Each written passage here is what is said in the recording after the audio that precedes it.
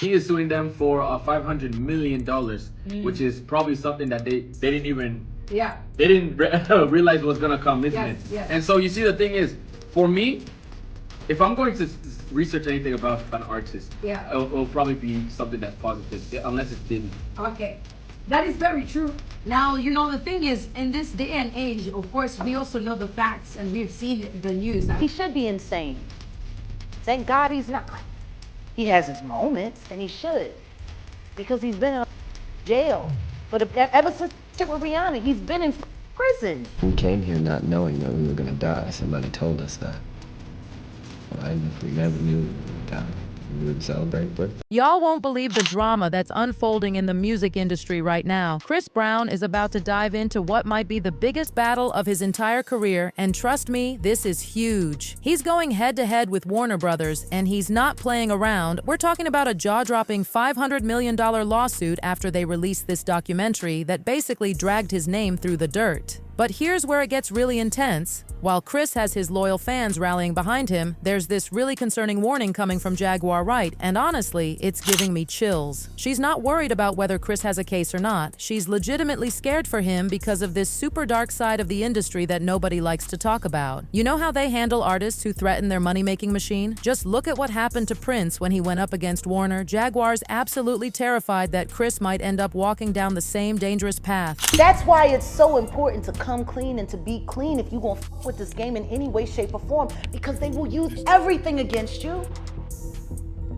and tie you up. Let me spill all the tea about this massive showdown. So, on January 21st, 2025, Chris Brown dropped this bombshell lawsuit against Warner Brothers in Los Angeles Superior Court, and honestly, it's about to get messy. It all started with this documentary they released in October 2024 called Chris Brown: A History of Violence, and believe me, they did not hold back. The documentary was basically a greatest hits collection of every controversy Chris has ever been involved in. They brought up this Jane Doe who made these wild claims about Chris from 2020, and of course, they couldn't help but drag up the 2009 Rihanna incident for like the millionth time. But wait, there's more. They went all in, bringing up everything from him smashing that window at Good Morning America back in 2011 to throwing a brick through his mom's windscreen in 2013, and even that incident with a female fan in 2016. They even brought Karrueche Tran into this mess. I think they can't make the whole documentary about,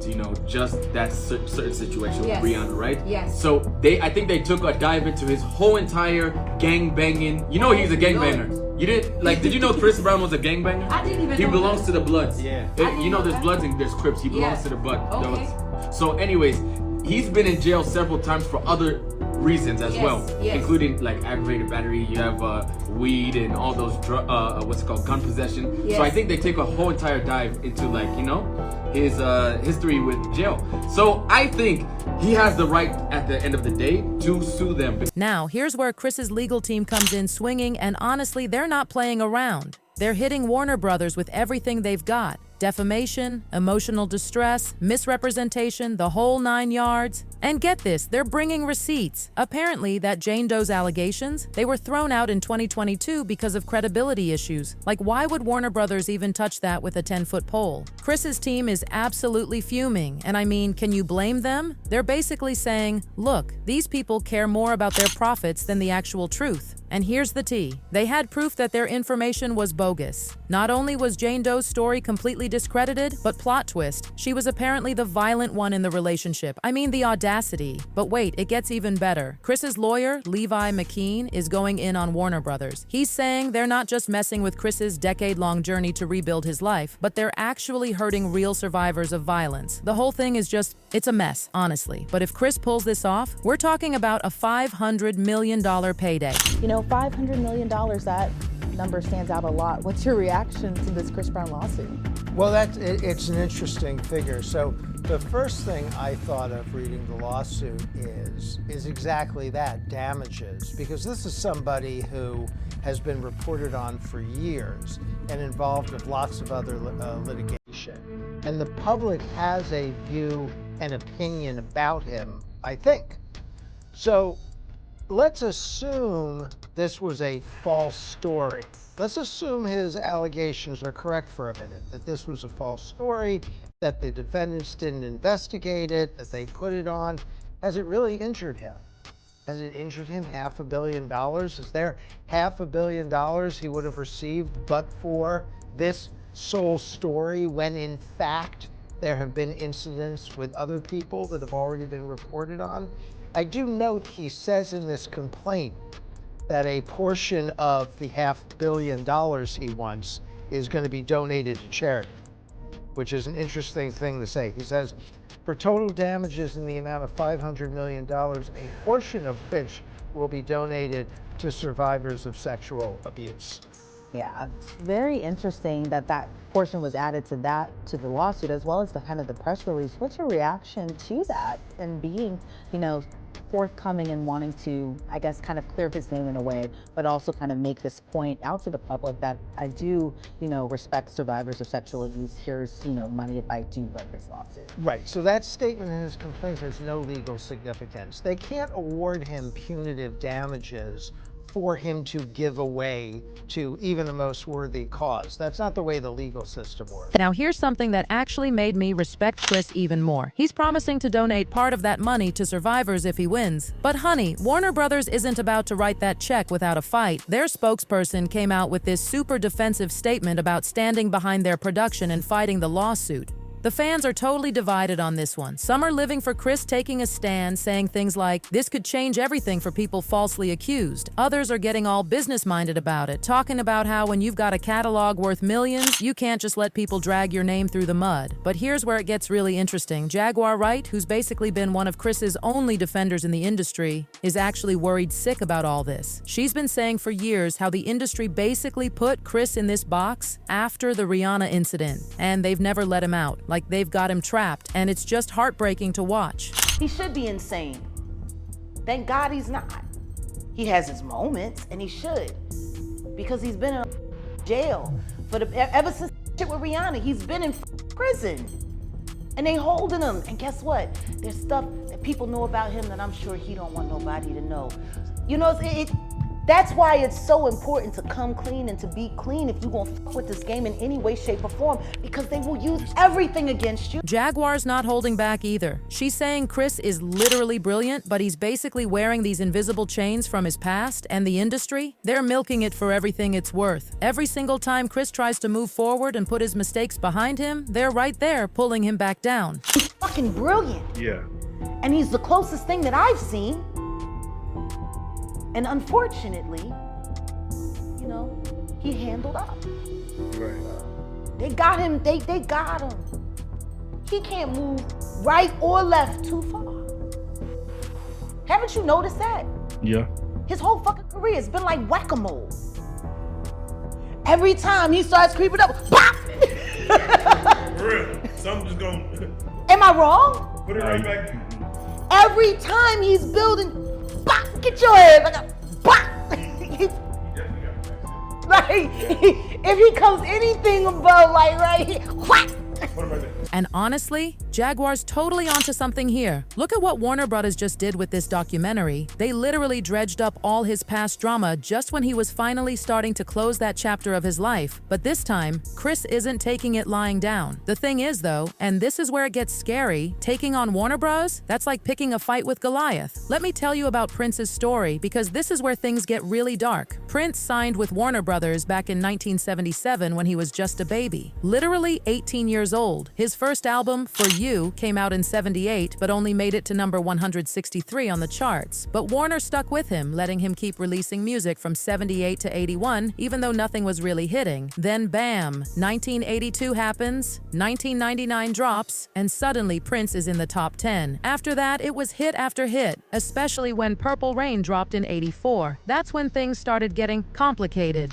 I sell 1 million copies, I'm gonna have $10 million, right?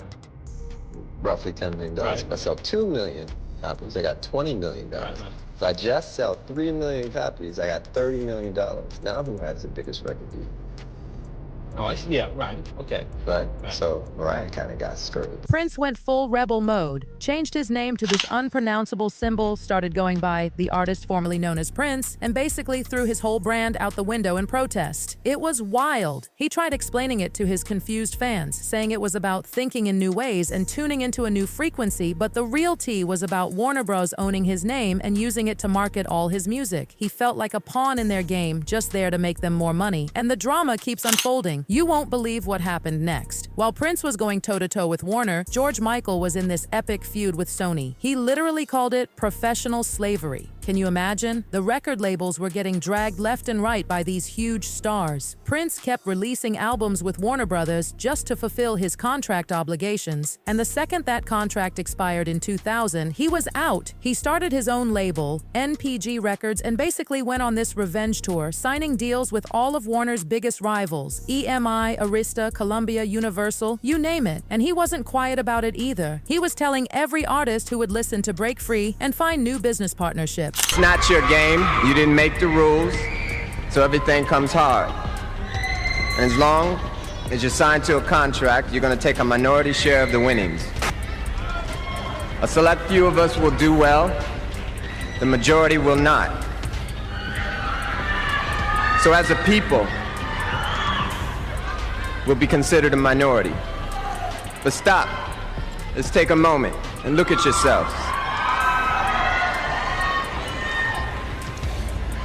There's nothing minor about you. Now, this is where things get seriously chilling. In 2014, Prince finally won the battle of his life. He got his catalog back from Warner Brothers in this groundbreaking deal. But here's the part that makes my skin crawl. Exactly 2 years later, on April 21st, 2016, Prince was found unconscious in an elevator at his Minnesota home, Paisley Park. He was only 57. The official story? They're saying it was substances. Apparently found some counterfeit pills at his place. They claim he was taking Vicodin for pain management, but got his hands on some fake pills that, well, you know how that ended. The investigation has determined the following. On April 21, 2016, Prince died from an overdose of fentanyl. Fentanyl is a very powerful synthetic opioid that is 30 to 50 times more potent than heroin and 50 to 100 times more potent than morphine. The evidence demonstrates that Prince thought he was taking Vicodin and not fentanyl. Vicodin is an opioid painkiller containing hydrocodone and acetaminophen. Vicodin is used to manage severe pain. The evidence reveals that Prince had experienced significant pain for a number of years and had been taking pain medication for a number of years. The evidence taken from Paisley Park revealed a large number of pill bottles containing different medications and pills. A significant number of the pills found by law enforcement at Paisley Park were not in the original container provided by a pharmacy.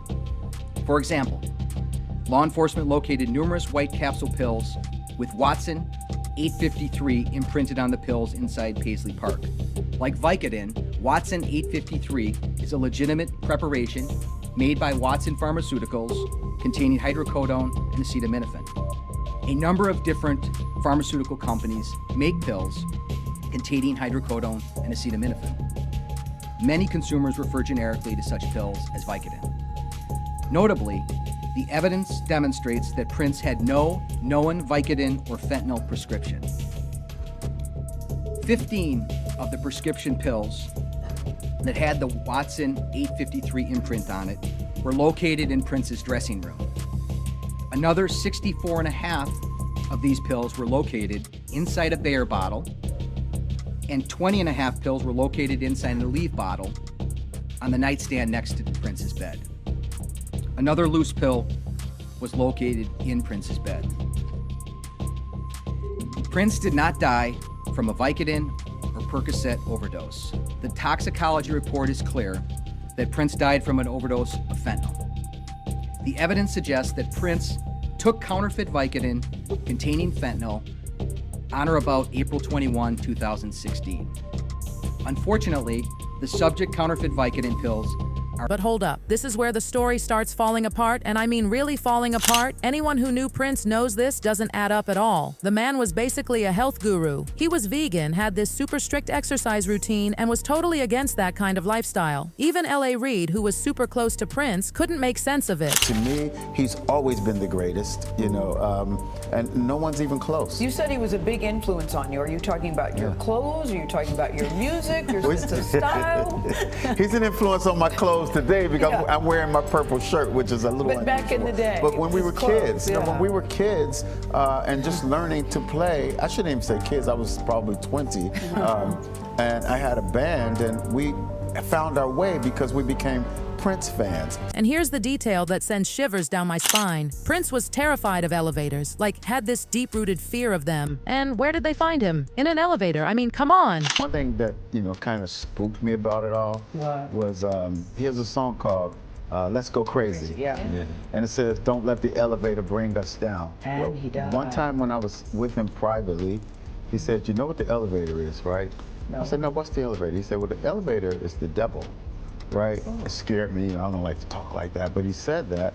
And so for me, it was like really haunting when I read that he was found in an elevator. The internet is absolutely exploding with theories about this. One fan pointed out something that's honestly haunting. Prince avoided elevators his entire life. He never ever used the elevator in his house, always took the stairs. Finding him there, that was a message. And you want to know the really scary part? People are connecting some seriously dark dots here. Think about it. Prince finally gets his catalog back from Warner Bros. And suddenly, this happens? The timing is just too convenient. One fan spelled it out. They took him out because he knew too much. He lived a substance-free, alcohol-free life. I know this personally. Another fan pointed out this chilling pattern. Prince gets his catalog back from Warner Brothers and then suddenly passes away? Notice how this keeps happening to black artists? Now everyone's worried sick about Chris Brown walking down the same dangerous path. He's taking on this industry giant, and honestly, people are terrified for him. Word on the street is that Jaguar Wright is trying to warn him about what could happen, but Chris isn't backing down. Only time will tell how this plays out, but one thing's for sure. This isn't just about a lawsuit anymore. This is about survival in an industry that plays by its own rules. The real question hanging over everyone's heads right now is, should we be worried about Chris? Is he really in danger here? How's this lawsuit going to end? The whole industry is holding its breath, waiting to see what happens next. Because let's be real, when you're going up against giants like Warner Brothers, sometimes winning the battle isn't worth the war. But that's just my take on this whole messy situation. What do you think about all this? Drop your thoughts in the comments below, and don't forget to check out our next video for more shocking industry revelations.